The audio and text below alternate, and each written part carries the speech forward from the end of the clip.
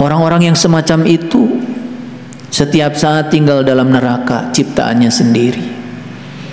Di sini, saat ini, sekarang.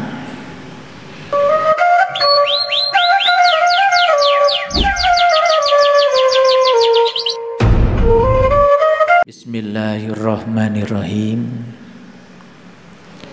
Assalamualaikum warahmatullahi wabarakatuh.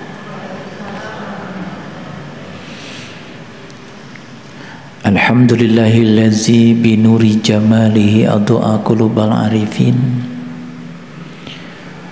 wa bihaibati jalalihi ahraqa fuadal asyikin wa amara siral wasilin. Asyhadu an la ilaha illallah wahdahu la syarikalah rabbul alamin wa asyhadu anna Muhammadan abduhu wa rasuluhu asrafal anbiya'i wal mursalin Sayyidina Muhammadin wa ala alihi wa sahbihi ajmain. Subhanaka la ilma lana illa ma 'allamtana innaka antal alimul hakim. Subhanaka Allahumma rabbana wa bihamdika asyhadu an la ilaha illa anta astaghfiruka wa atubu ilaih. Astaghfirullahaladzim, astaghfirullahaladzim, astaghfirullahaladzim, allazi la ilaha illa huwal hayyul qayyum wa atubu ilaih min jami'il ma'asi wa dhunub la haula wa la quwata illa billahil aliyil azim. Segala puji hanya milik Allah, sang kehadiran, sang keberadaan yang tidak pernah satu detik pun meninggalkan kita. Perasaan keterpisahan dengan Allah itu hanya ilusi. Ilusi pikiran yang dimiliki oleh orang-orang yang kesadarannya sangat rendah.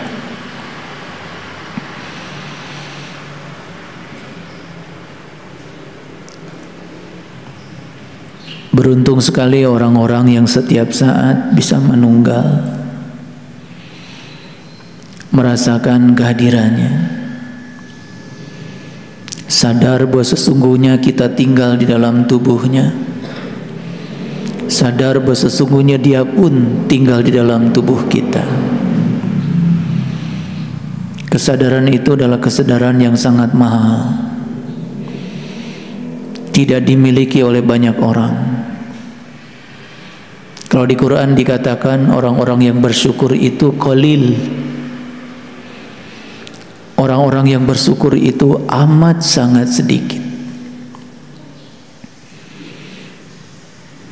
Siapa orang yang bersyukur itu? Orang yang bersyukur itu adalah orang-orang yang sudah mampu merasakan kehadirannya setiap saat di setiap ruang dan waktu.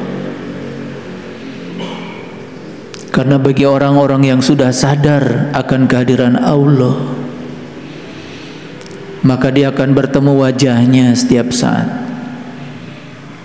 Kemanapun dia memalingkan wajah, yang dia saksikan cuman Allah. Dia melihat Allah pada pasangan hidupnya, dia bisa melihat Allah pada anak-anaknya, dia bisa melihat Allah pada setiap orang yang ditemuinya, dia bisa melihat Allah pada setiap makhluk yang dilihatnya, dia bisa melihat Allah pada seluruh tanaman yang ditatapnya, dia bisa melihat Allah pada setiap ruang kosong yang dilaluinya. Itulah tauhid yang sebenarnya.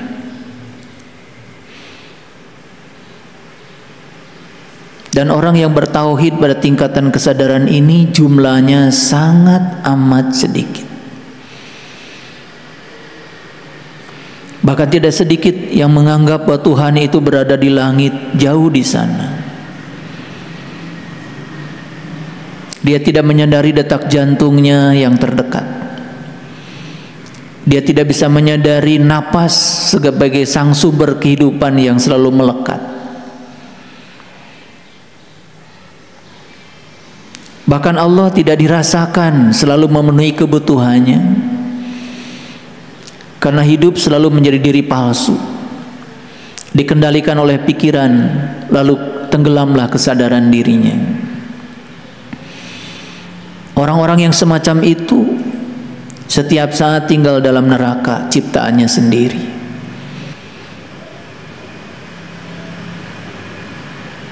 Hidup terus berpacu dengan waktu, didorong oleh ketergesa-gesaan. Tidak ada etapa kehidupan yang bisa dinikmatinya. Hidup selalu di masa depan, selalu berpikir tentang apa yang harus dia raih, dan dia tidak pernah bisa menikmati kehidupan saat ini, di sini, sekarang. Dia berpikir kalau neraka itu nanti, setelah dia mati. Padahal di sini saat ini sekarang dia pun sudah tinggal dalam neraka ciptaannya sendiri. Dia pikir kebahagiaan itu jauh di sana. Bahkan kebahagiaan itu diraihnya nanti setelah dia mati. Padahal kebahagiaan itu di sini saat ini sekarang. Itulah orang-orang yang tertipu oleh kehidupan dunia, disesatkan oleh pikirannya sendiri. Dan orang-orang yang semacam itu dalam kehidupannya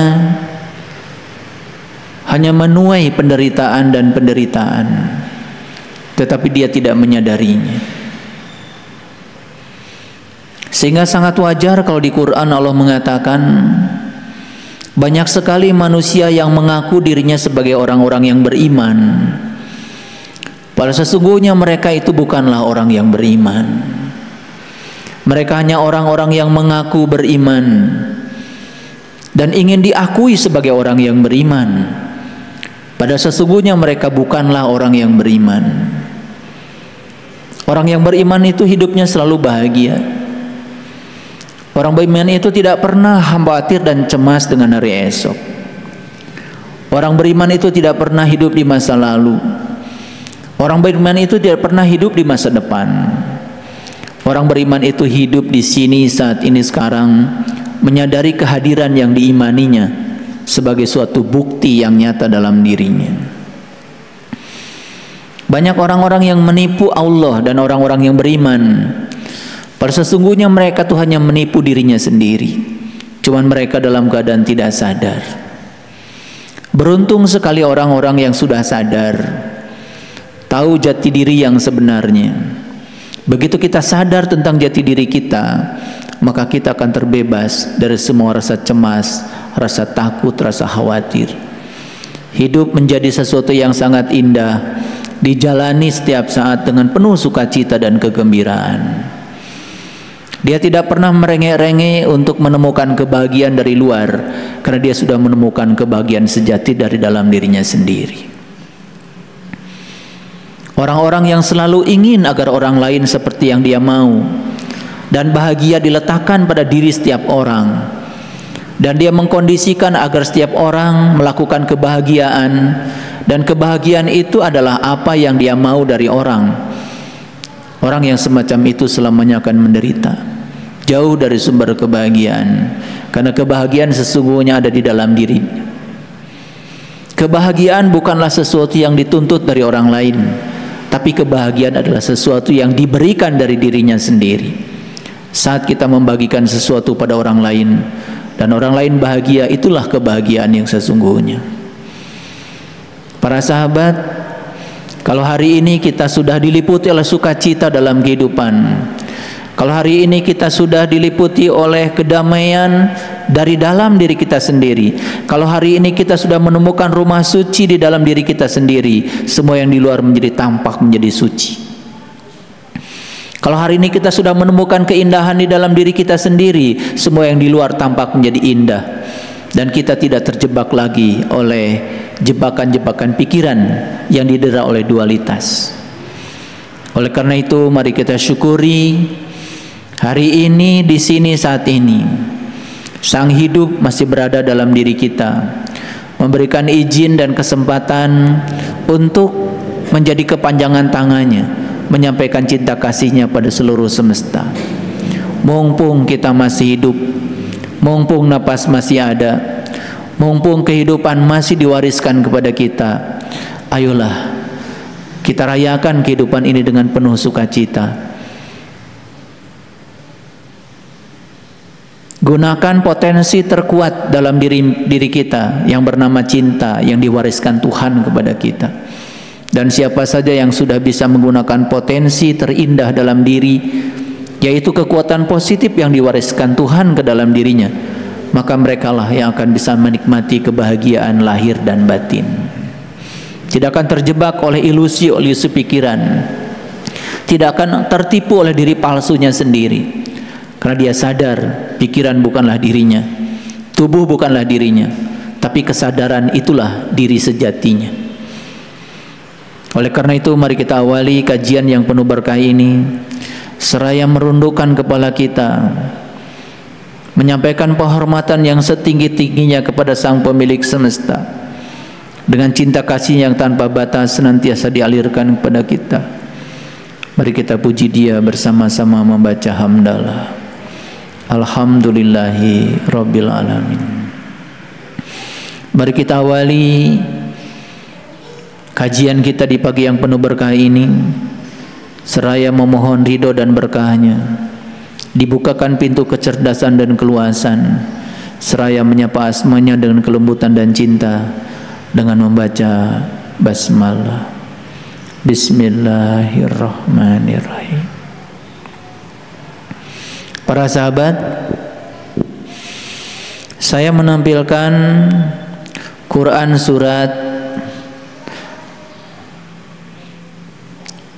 Nasrah.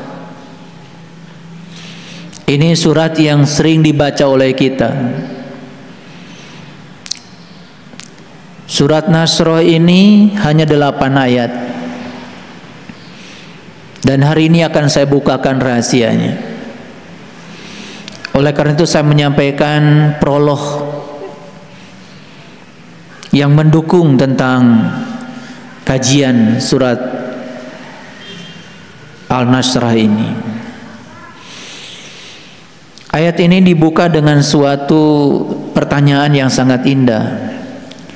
Alam nasrah laka sadraka.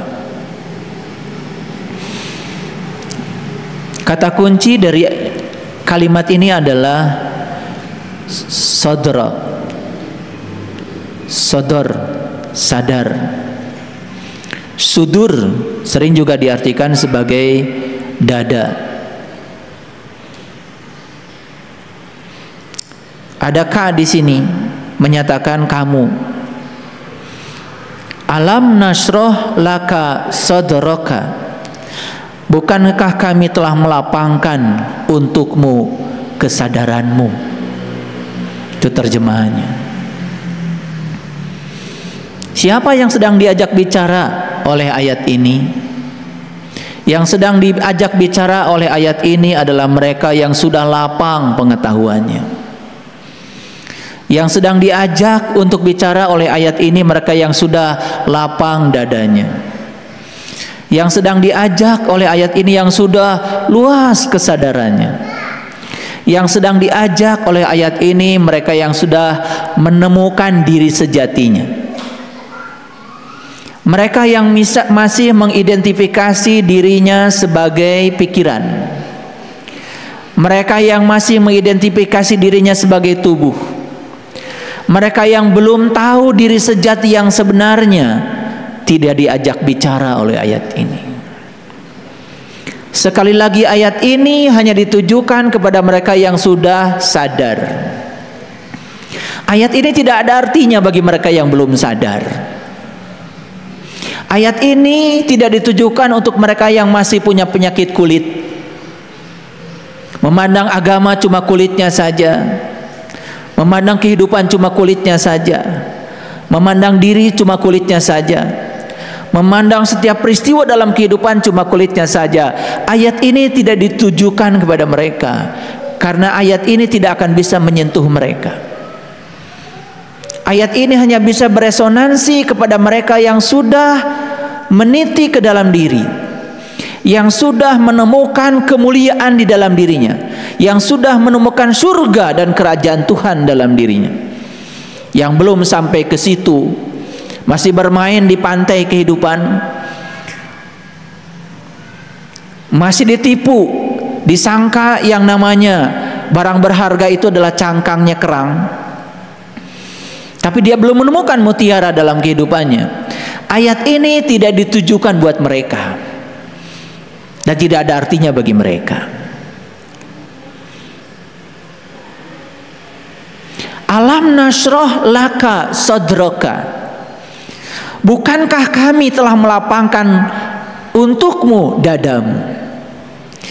Kata-kata yang dipakai di sini bukan aku, tetapi kami.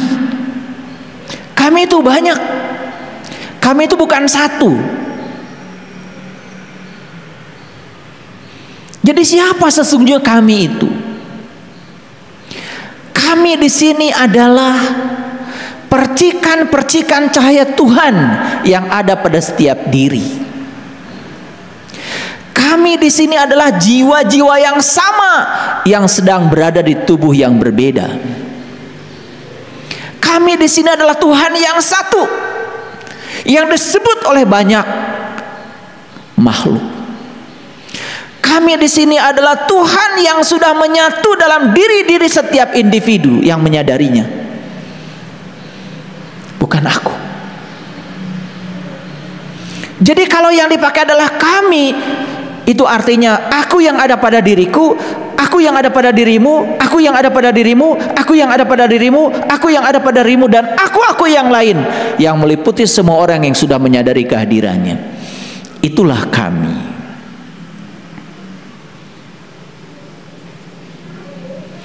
Alam nasrah laka sadroka, bukankah kami telah melapangkan untukmu kesadaranmu?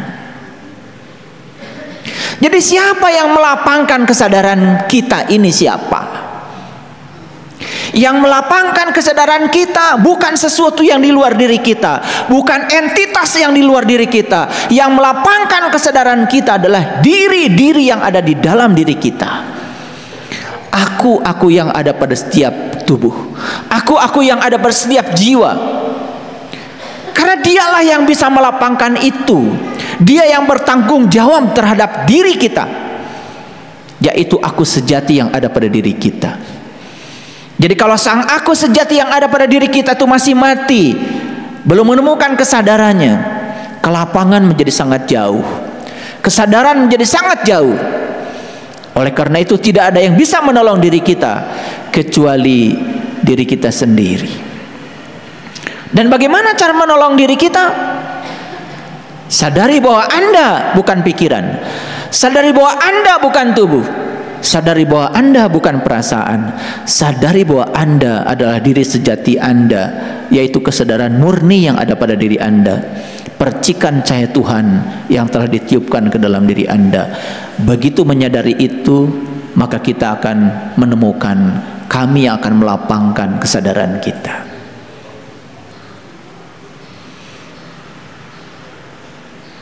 Lihat orang-orang yang tidak sadar. Lihat mereka yang ditipu oleh kehidupan. Lihat. Saya pernah bercerita tentang 2 ekor monyet suami istri dikurung di taman safari. Ada kurungannya. Lalu supaya monyet itu betah, maka dibuatkanlah pohon-pohonan. Bukan pohon beneran, pohon-pohonan. Terbuat dari apa? Terbuat dari semen, terbuat dari besi, terbuat dari pasir. Karena banyak ahli-ahli seni yang bisa membuat itu. Lalu pohon-pohonan itu dijadikan sebagai sarana bermain oleh kedua monyet itu di dalam kandang yang sudah disiapkan, di penjaranya yang sudah disiapkan.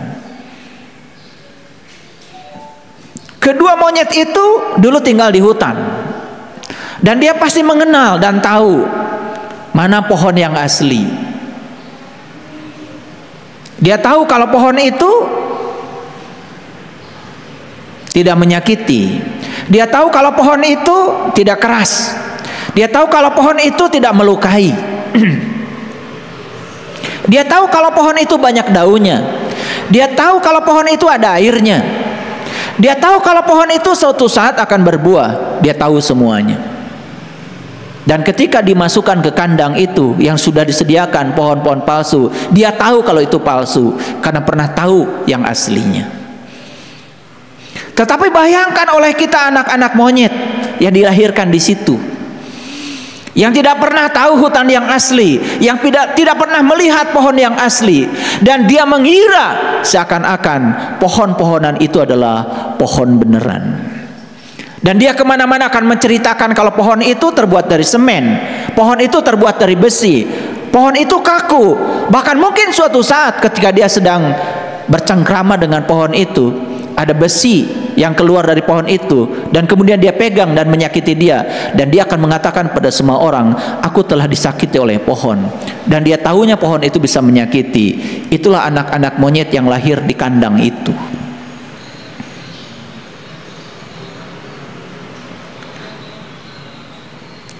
Orang tua kita mungkin dulu tahu pohon yang asli, orang tua kita tahu mungkin hutan yang asli, tapi kita yang dilahirkan di kehidupan yang sekarang ini mungkin terjebak.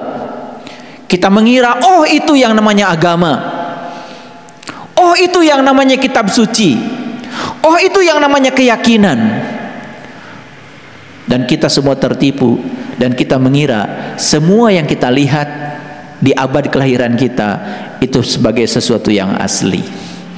Bayangkan kalau tidak ada yang menyadarkan kepada kita bahwa itu semuanya palsu. Agama bukan begitu kata orang tua kita. Bukan. Di agama tidak ada kebencian. Agama itu sangat toleran. Agama itu bisa mampu menghormati perbedaan. Ketika ada orang yang mengkotak-kotakan manusia berdasarkan agama, berdasarkan keyakinan, itu pasti bukan agama. Ada gak yang mengingatkan itu? Tidak ada yang mengingatkan kita. Justru yang ada adalah yang terus membohongi kita dan menyatakan itu loh agama. Ada sekelompok orang yang menebarkan kebencian atas nama agama, sekelompok orang menebarkan kebencian atas nama Tuhan, dan kita percaya itu sebagai agama. Dan kita tertipu, bukan? Jadi beruntung kalau ada Satria Piningit dari ketinggian datang ke semesta ini, diutus untuk menyelamatkan kita dan mengingatkan kepada kita, itu bukan yang asli loh. Bukan. Dan kemudian kita dibimbing untuk menuju tempat asli kita, meniti ke dalam diri. Baru kita terkaget-kaget, oh rupanya itu diriku yang sebenarnya. Baru sadar bahwa sesungguhnya diriku yang asli adalah ruhku yang ditiupkan Tuhan pada diri setiap individu. Oh ternyata aku yang asli adalah dia juga. Aku yang asli adalah percikan cahaya yang sama pada setiap tubuh yang berbeda. Lalu kita bisa menyaksikan lagi percikan-percikan itu pada setiap tubuh, dan kita tidak melihat tubuh sebagai tubuh. Kita melihat yang di balik tubuh, yang menghidupi tubuh.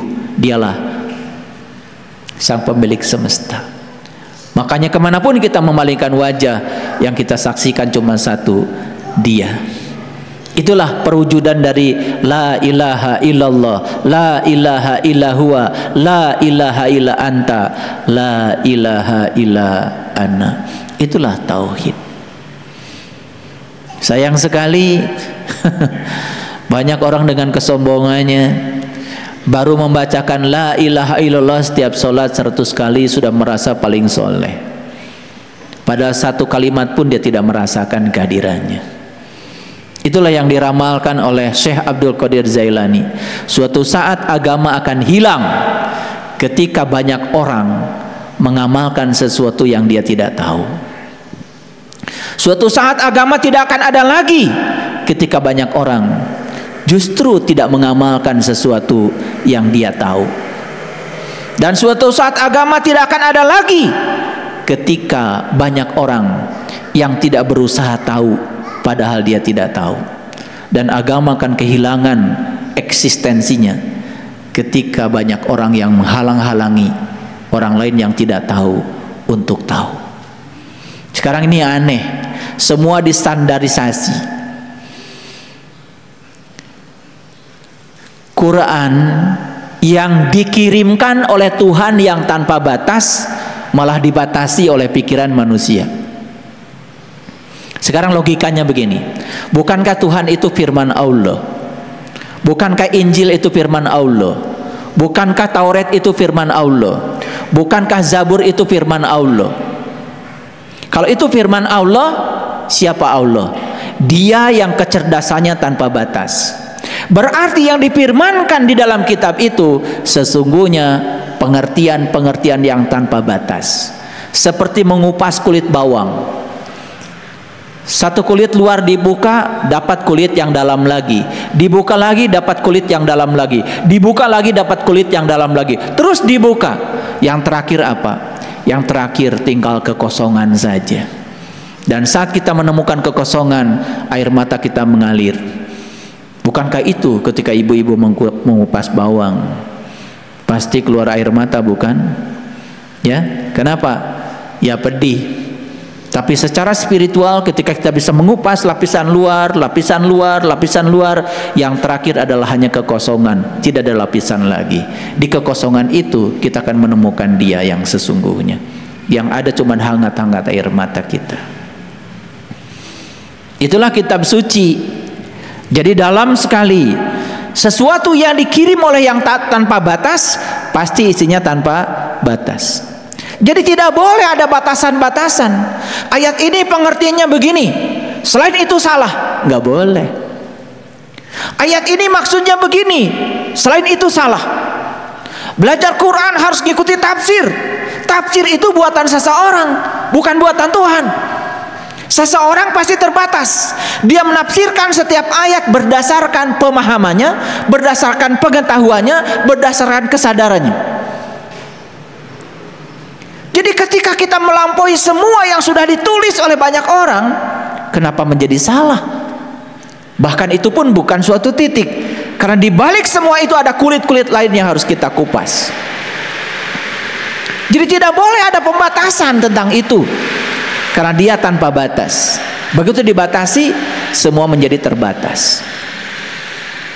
Menjelang tahun baru ini banyak sekali ya yang membuat resolusi. Resolusi itu biasanya resolusi. Itu biasanya kembali. Jadi solusi itu kan sebetulnya adalah pemecahan masalah. Kembali merancang sesuatu, membuat janji-janji baru untuk dilakukan di tahun 2022. Nanti tahun 2022 saya akan bikin ini. Tahun 2022 saya akan begini dan begitu. Terus membuat target-target dan pencapaian-pencapaian. Apa yang terjadi? Saya kasih tahu, semakin banyak kita menuliskan rencana tentang 2022, semakin mudah kita akan kecewa. Hidup yang sebenarnya bukan seperti itu. Spontanitas alami itulah hidup. Jadi sudah saja, ya sudah saja. Hari ini jalani dengan sepenuhnya. Hari ini jalani dengan totalitas. Karena apa? Totalitas hari ini akan menghasilkan totalitas baru hari esok. Itu saja. Hidup itu cuma sehari-sehari kok, tidak setahun-setahun. Jalani saja hari ini dengan penuh sukacita. Besok pasti penuh sukacita. Lusa pasti penuh sukacita. Itulah cara menjalani hidup. Jadi tidak usah terlalu banyak bikin rencana 2022 mau bikin ini, bikin itu, malah tidak tercapai. Dan semua rencana-rencana itu semua juga akan menghancurkan kita. Bahkan yang paling luar biasa adalah menghancurkan keinginan Tuhan untuk kita. Siapa tahu rencana Tuhan lebih hebat daripada rencana kita, bukan? Sudah saja, jalani aja hidup itu sehari-sehari. Makanya kalau saya mengajarkan, sudah nggak usah mikirkan 40 hari, 360 hari, hidup itu sehari-sehari aja. Coba ketika bangun tidur, sederhana saja. Saat bangun tidur, yang pertama yang harus kita sapa siapa? Ya Allah. Sapa napas kita, sapa jantung kita, sapa Allah yang berada dalam diri kita. Makanya saat bangun tidur, lakukan dulu sapaan itu. Undang dia, tatap dia, hadir kok. Walaqad ra'ahu nazlatan ukhra. Dia bisa dilihat kapan saja bagi mereka yang tahu ilmunya, tahu caranya. Makanya bangun tidur, yang pertama kali kita temui dia, sang pemilik kehidupan ini. Setelah bertemu dengan dia, setelah kita jumpa dengan dia, berikutnya apa? Bicaralah pada dia. Kalimatnya sederhana saja. Tuhan, terima kasih atas kehidupan yang telah Engkau berikan hari ini kepada aku. Izinkan hari ini saja Tuhan, jangan ada satu orang pun yang berkurang kebahagiaannya ketika bertemu dengan aku. Jangan ada orang yang terluka hatinya ketika bertemu dengan aku. Itu saja permintaanku Tuhan. Sederhana aja. Dan camkan kata-kata itu, dan jalani hidup sehari. Sehari itu saja. Camkan kata-kata itu. Tidak usah 3 hari, nggak usah 4 hari. Camkan kata-kata itu. Jangan ada orang yang berkurang kebahagiaannya bertemu dengan aku. Jangan ada orang yang terluka hatinya bertemu dengan aku. Jadikan aku sumber keindahan Tuhan. Jadikan aku sumber cinta Tuhan. Jadikan aku sumber sukacita Tuhan. Sudah 1 hari itu saja. Dan saat mau memejamkan mata malam hari, temui lagi dia. Temui lagi dia. Gampang kok menemuinya. Lebih gampang menemui Allah daripada menemui Pak RT. Allah ada dalam diri kita. Bagaimana tidak bisa ditemui? Pak RT sedang di mana? Belum tentu ada di rumahnya. Malam itu mau ketemu Pak RT belum tentu semudah itu. Tapi bertemu dengan Tuhan setiap saat kita bisa. Yang tahu ilmu, yang tahu caranya. Sebelum tidur temui lagi dia. Katakan pada dia, terima kasih Tuhan. Hadiah kehidupan hari ini begitu luar biasa. Dan aku pasrahkan kepadamu. Silahkan terserah penilaianmu. Apakah hari ini hidupku sudah membuat engkau tersenyum atau tidak? Inilah yang bisa aku lakukan Tuhan. Ini yang bisa aku lakukan. Udah tidur. Sederhana. Sehari-sehari aja hidup itu. Nggak usah banyak-banyak.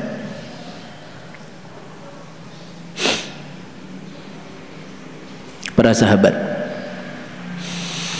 alam nasroh laka sodroka. Bukankah kami telah meninggikan kesadaranmu? Bukankah kami telah membukakan kesadaranmu? Bukankah kami telah melapangkan kesadaranmu? Jadi, kapan kesadaran kita menjadi lapang? Tepat saat kita bisa merasakan kehadiran Dia yang Maha Sadar setiap saat. Lihat orang yang sadar, tidak tertipu. Tahun baru orang bikin rencana macam-macam. Malam tahun baru bikin perayaan macam-macam. Dan sekarang ini hampir semua orang seperti itu. Seakan-akan pergantian tahun itu sesuatu yang luar biasa. Padahal pergantian tahun dengan pergantian malam nanti sama nggak? Sama aja. Yang menciptakan detik itu kita, yang menciptakan menit itu kita, yang menciptakan jam itu kita. Dan semua kesepakatan kok.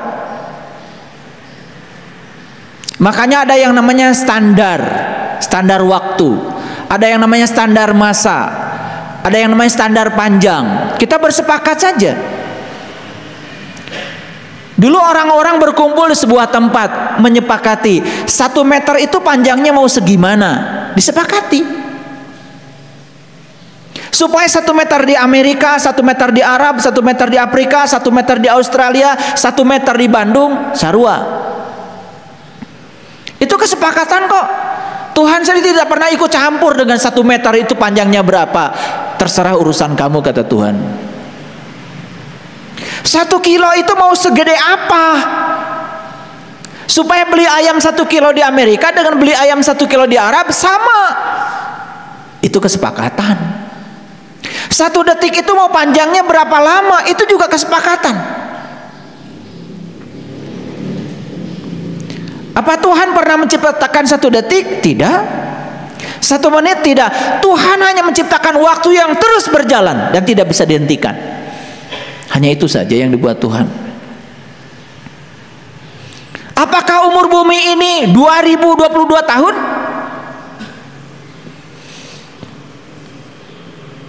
Kok ada tahun baru? Yang baru itu cuma kalendernya.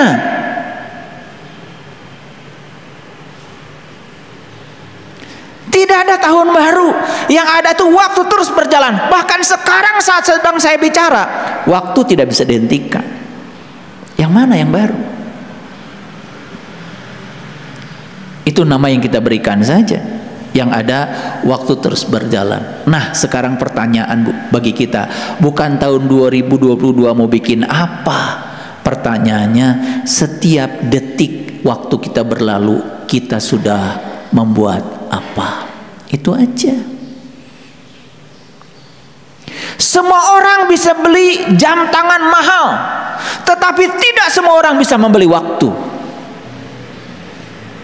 Tidak ada yang bisa membeli waktu, karena waktu tidak bisa dibeli.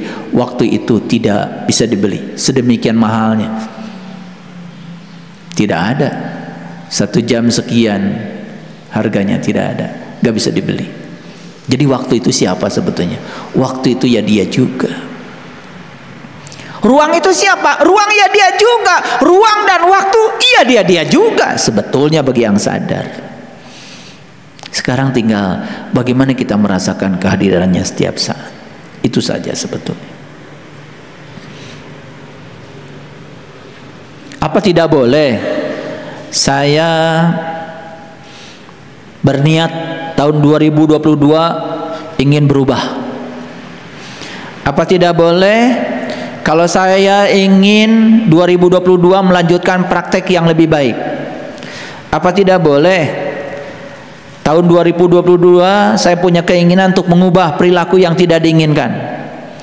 Apa tidak boleh tahun 2022 saya punya tujuan yang akan dicapai? Apa tidak boleh? Boleh, silakan. Bikin tujuan 2022. Dan begitu kita selesai bikin tujuan, maka kita dituntut keras untuk mencapainya, bukan? Bukankah itu penderitaan? Sesaat setelah kita merumuskan tujuan, maka kita pun akan membuat rumusan bagaimana untuk mencapainya. Betul? Terus aja hidup di masa depan dan melupakan saat ini. Apakah tidak boleh membuat daftar rencana dan aksi yang harus dijalankan? Boleh, silahkan aja dicoba. Dan kalau itu tidak tercapai, yang terjadi kita akan mengalami yang namanya kekecewaan, bukan? Siapa pembuat kecewa itu? Siapa yang menciptakan kecewa itu? Ya kita sendiri yang bikin rencana, betul. Makanya udahlah, hidup itu sehari-hari saja. Sehari-hari saja. Pernah saya menyampaikan kepada para sahabat tentang 7 jalan, dan dianggap oleh para spiritualis sebagai 7 jalan baru. 7 jalan. Kenapa 7? Sebetulnya bisa 10, bisa 12. Tapi 7 aja dulu.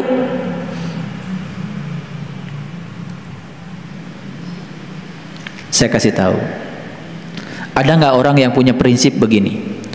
Sekarang saya sudah punya segalanya. Uang punya, harta punya, rumah punya, sawah punya, ladang punya. Sudah punya segalanya. Terus dia pikir, ya sudah, apa yang saya punya saya akan pertahankan supaya tetap ada di tangan saya. Ada nggak orang yang punya prinsip begitu? Pertanyaan berikutnya, bisa jadi orangnya kalian. Betul? Oke. Oke. Pernah nggak kita mempertahankan sesuatu agar tetap di tangan kita? Pernah? Hasilnya apa? Hasilnya apa? Hasilnya apa? Hasilnya ternyata yang dipertahankan itu tidak bisa dipertahankan. Akhirnya habis juga. Punya uang 100 juta, kan pasti tiap hari belanja toh? Betul nggak? Iya. Namanya kebutuhan tidak bisa dihentikan.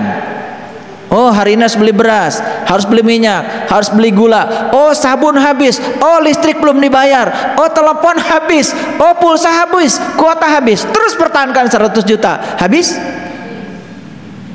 Itulah kebodohan. Itu jalan lama yang sudah membuat kita menderita sebetulnya. Tetapi tidak sedikit orang yang masih ingin berada di jalan lama itu.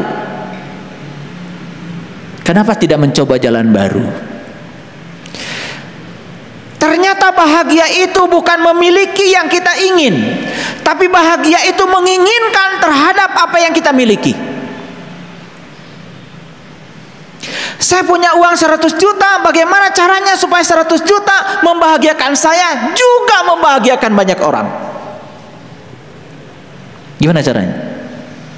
Berbagi bukan? Berbagi bukan? Berbagi bukan? Dan lihat orang yang berbagi, lihat mereka yang berbagi, wajahnya cerah, penuh kebahagiaan, karena bahagia itu pada dasarnya adalah membagikan yang dia miliki, bukan memilikinya. Apa yang terjadi? Tidak ada orang yang berbagi bangkrut, dan tidak ada orang yang berbagi berkurang hartanya. Dan sebaliknya, orang-orang yang mempertahankan yang dia punya, suatu saat dia akan mengalami kebangkrutan. Hidupnya semakin sempit. Ini saya menawarkan sebuah jalan baru. Mau nggak kita coba jalan baru ini? Mempertahankan yang dimiliki membuat kita semakin sempit dan jelas tidak bahagia. Ada yang menulis tadi pagi di WA grup kita.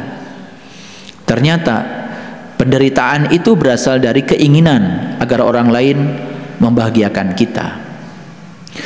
Sedangkan kebahagiaan berasal dari keinginan kita ingin membahagiakan orang lain. Apa yang terjadi selama ini? Kita selalu menuntut orang lain membahagiakan kita. Dan saat orang lain tidak membahagiakan kita, kita kecewa. Bukankah pencipta penderitaan adalah kita sendiri? Karena kita menuntut orang lain seperti yang kita mau. Kenapa tidak dibuka jalan baru? Saya tidak mau menuntut orang lain membahagiakan saya, tapi saya akan menuntut diri saya agar saya membahagiakan orang lain. Sudah pasti orang lain membahagiakan kita. Itu jalan yang cerdas. Dan saya tawarkan jalan cerdas ini pada banyak orang, sedikit yang mau mengikuti jalan ini. Sedikit, tidak banyak. Dan saya datang ke sini ingin mengajak para pemberani saja yang mau mencoba.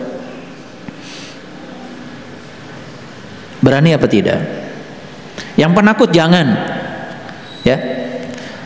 Yang kalau memberi pada orang lain harus membalas kebaikan saya, jangan, itu penakut. Jangan. Kalau saya mengeluarkan uang 100.000, maka Allah akan lipatkan 700 kali sesuai dengan ayat Quran. Jangan, ayat itu tidak berlaku di sini. Mereka yang masih transaksi kepada Allah banyak kan? Banyak. Ujungnya apa? Dahsyatnya sedekah, ujungnya bangkrut semua. Begitu kita sedekah tidak sesuai dengan kata sedekah, itu kan dari sidik.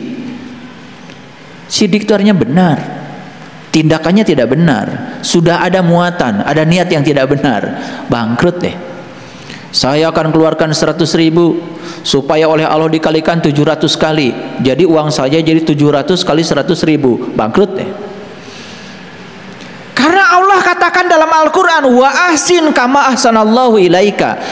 Berbuat baik itu harus seperti aku berbuat baik kepada kamu. Aku tidak pernah menghitung apa yang harus kamu berikan kepada aku. Cobalah kamu belajar untuk berbuat baik seperti aku berbuat baik kepada kamu. Itu yang disebutnya tahaluk bi ahlakillah. Makanya Allah di Quran menamakan dirinya, mensimbolkan dirinya dengan matahari.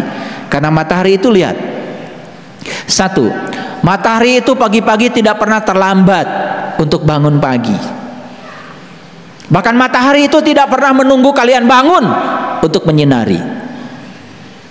Kalian mau bangun atau tidak bangun, dia tetap saja bangun pagi. Pada waktunya dia tetap saja bersinar.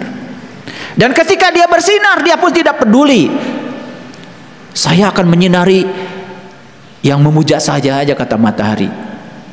Yang masih tidur tidak akan aku sinari. Dia tidak disinari bukan karena matahari tidak mau menyinari dia. Dia bersembunyi di tempat tidurnya, maka tidak kebagian matahari. Matahari tidak pernah tidak membagikan sinarnya pada semuanya. Matahari tidak pernah pilih kasih. Dan dia membagikan sinarnya, cukup membagikan saja. Tidak pernah berpikir apa yang kita bisa berikan buat matahari. Betul? Betul apa tidak?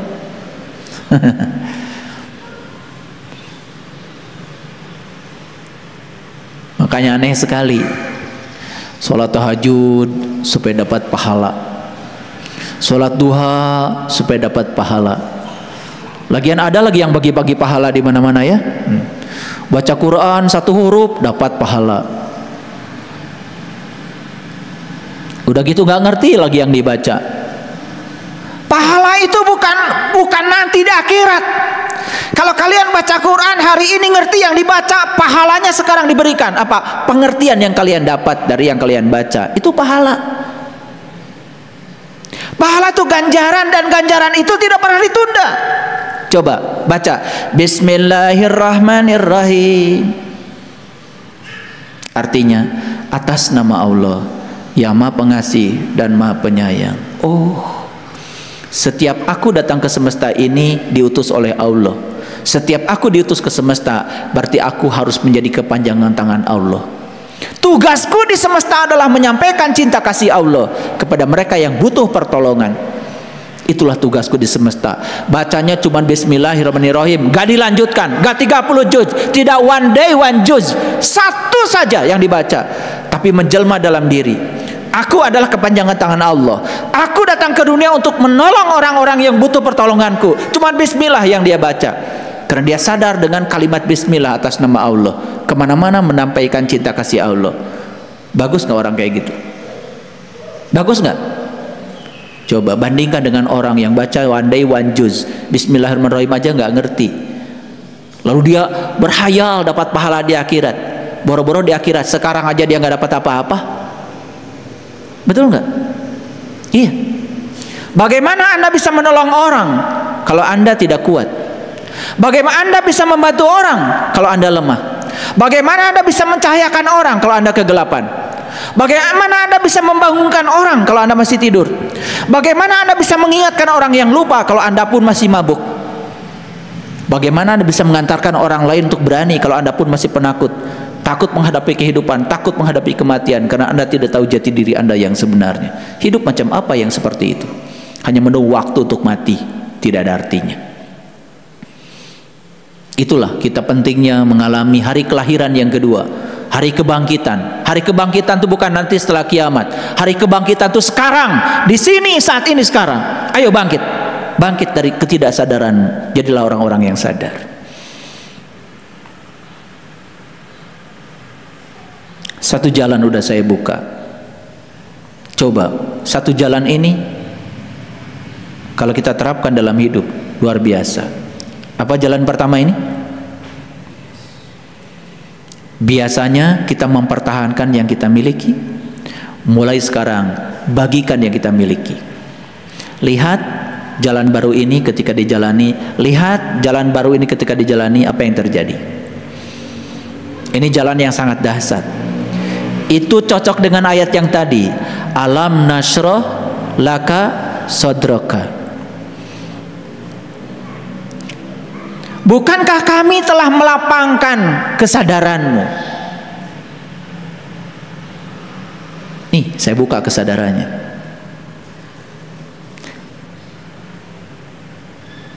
Sekarang saya tanya, tahu kalau Allah Maha Kaya? Tahu? Tahu kalau Allah kekayaannya tanpa batas? Tahu? Allah yang Maha Kaya tahu nggak kalau Dia bersama kita? Tahu? Allah yang Maha Kaya tidak pernah meninggalkan kita. Tahu? Tahu.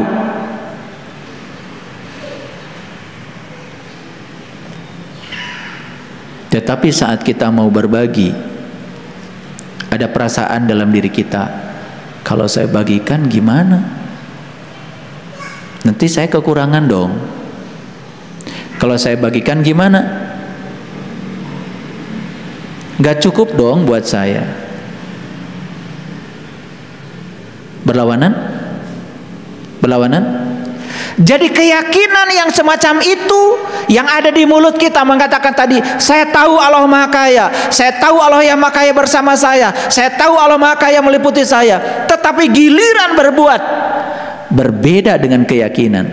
Sebenarnya kalian tuh tidak berkeyakinan apa-apa. Itu keyakinan yang bohong, gak ada artinya. Kenapa bilang Allah Maha Kaya tetapi kekayaan Allah dibatasi oleh pikiran kita? Betul? Makanya betul kata Sujiwo Tejo, menghina Tuhan itu nggak usah menginjak-injak kitab sucinya. Ragu saja akan hari esok, Anda sudah menghina Tuhan. Jadi buat apa kalian baca Asmaul Husna yang 99 itu setiap pengajian? Buat apa? Makanya di pengajian ini nggak ada baca Asmaul Husna 99. Nggak ada. Nggak ada. Buat apa dibaca? Amalkan saja. Ar-Rahman, Ar-Rahim, Al-Malik, Al-Qudus, As-Salam, Al-Mu'min. Praktekkan dalam hidup. Itu benar tuh Asmaul Husna. Buat apa dihafal 99? Tidak ada tes kok di akhirat hafalan Asmaul Husna. As-Sabur buat apa dihafalkan? Praktekkan jadi orang sabar. Al-Wasi buat apa dihafal? Praktekkan jadi orang yang luas. Al-Latif praktekkan jadilah orang yang lembut. Buat apa baca Al-Latif setiap saat tapi masih keras kepala, masih kasar kata-katanya pada orang lain? Buat apa?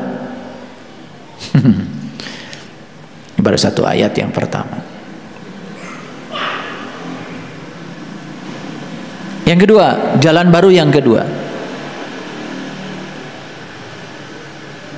sering mengeluh kalau orang lain membenci kita, sering mengeluh kalau orang lain tidak sayang sama kita, sering mengeluh kalau pasangan hidup tidak peduli pada kita.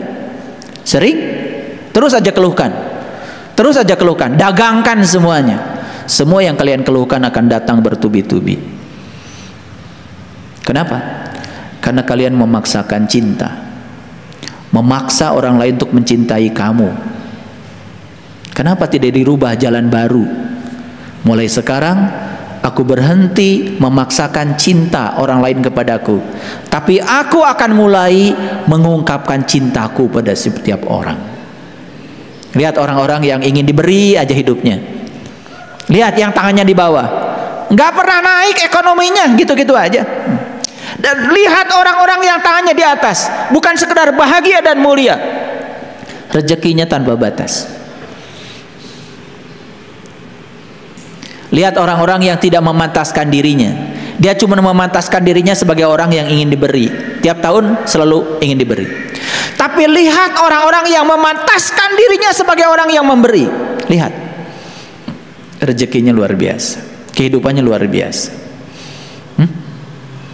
Kalau hanya untuk beli beras 1 kilo aja sudah sulit, ya sudah. Karena Tuhan yang Maha Luas itu dibatasi oleh pikiranmu. Mau ngasih makan tetangga aja mikir, mau kedatangan tamu aja mikir, mau kedatangan sobat aja mikir, cari-cari alasan supaya dia tidak datang ke rumah kita. Kenapa? Takut nyuguhan. Ada nggak orang yang macam gitu? Ngajinya setiap malam Jumat, yasinan nggak berhenti. Pagi-pagi Quran surat Al-Kahfi, menjelang sore bacanya Quran surat Al-Waqiah. Tapi tengah arti hidupnya kayak apa? Sempit pikirannya, sampai duit pun ditaruh di bawah bantal. Takut dicuri, takut ditipu. Ya udah, ntar dicuri beneran, ditipu beneran. Semua yang dia kumpulkan hanya habis untuk ditinggalkan. Betul?